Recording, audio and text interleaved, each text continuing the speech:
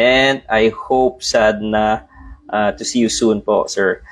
Now, again, this is a question shout out to Ma'am Ernaj Ginia. Good afternoon, ma'am. Comment below where you are from, and of course, comment sad if you can hear me loud and clear. Would be really helpful. Hoping sad na makadungog mo na ako. Another question from the ACL reconstruction community. Doc, part ba gihapon sa arthritis na musakit pod ang akong lukon-lukon? Murag na ay ugat na naipit.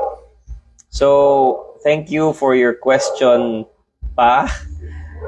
Kaning musakit ang lukon-lukon, it's possible na it can be arthritis. It's also possible na it can be an injury to the knee, kanang mga gitawag nato na ugat, no?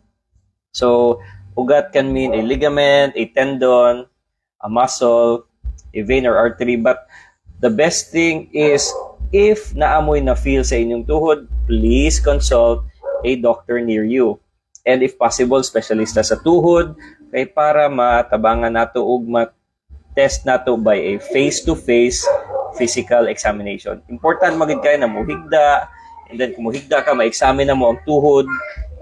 Without a careful examination, mura tagna lang ba? So we have to do a history, a physical examination, and that is how, even without MRI or X-ray, na may idea ba